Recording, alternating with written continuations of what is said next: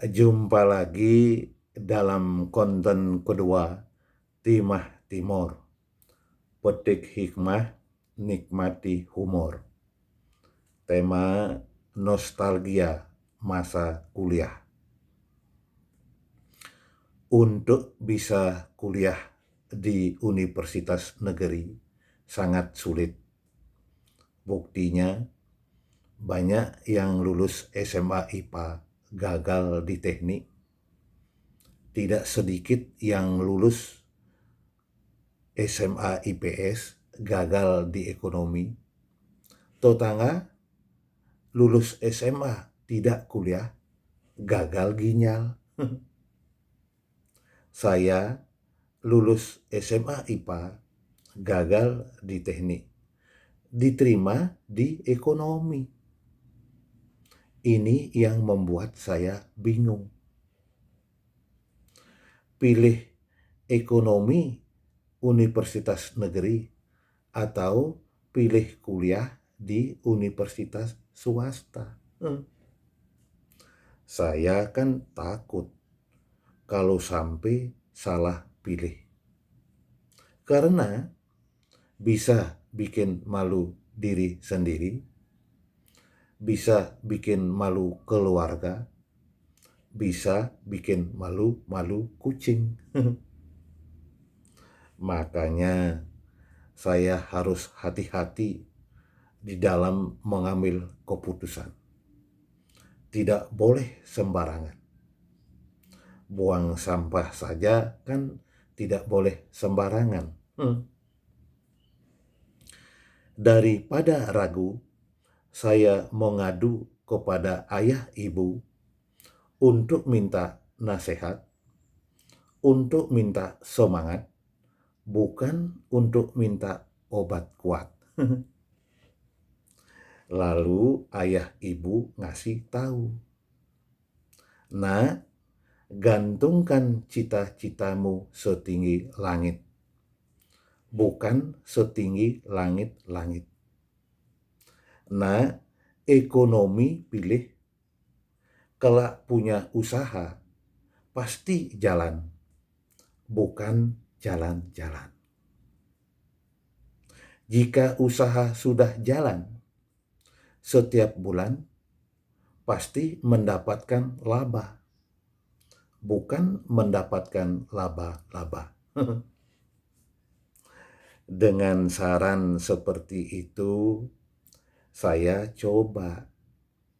bukan coba-coba untuk mendaftarkan diri di ekonomi universitas negeri. Nah, cepet cerita, kuliah perdana di hari pertama, mata kuliah akuntansi, dosen Ibu Komala Dewi. Ibu dosen terkenal galak, oper, killer, disingkat gokil. Beliau jarang mau diskusi, tidak bisa basa-basi, tidak mau kompromi, ditakuti mahasiswa-mahasiswi. Materi pertama dari mata kuliah akuntansi ini adalah jurnal atau menjurnal. Jangankan saya sampai bisa menjurnal. Kata-kata jurnal saja baru pertama kali saya mendengar di ruangan ini. Sedangkan bagi mahasiswa yang lain, menjurnal itu sudah merupakan makanan sehari-hari sejak duduk di bangku SMA jurusan IPS. Jadi saya satu-satunya orang ekonomi yang berasal dari SMA jurusan IPA. Jantung saya sudah mulai dag-dig-dug nih. Hati saya sudah mulai gemetaran nih. Perasaan saya sudah mulai tidak enak. Apa gerangan yang bakal menimpa diri saya ini? Hmm, Bener kan?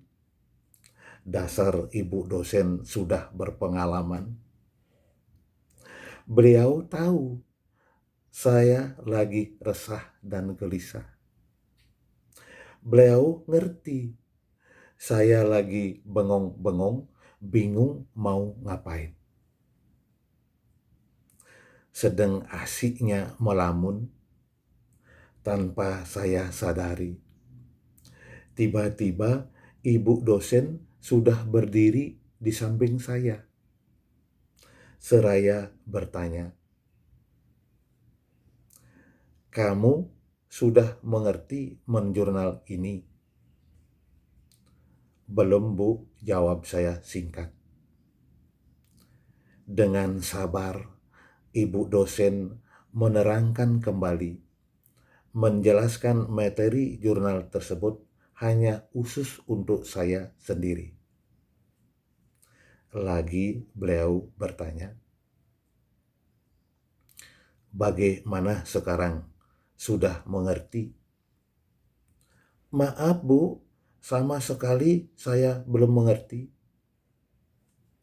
Mendengar jawaban seperti itu, rupanya ibu dosen tersinggung.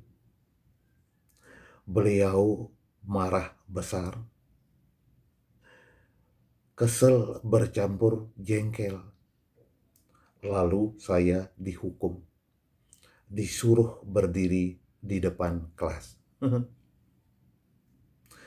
Begitu saya bangun dari tempat duduk, berjalan ke depan mau bersanding dengan ibu dosen untuk berdiri di depan kelas, tiba-tiba dengan tenangnya ibu dosen mengajak semua mahasiswa yang lain untuk keluar ruangan.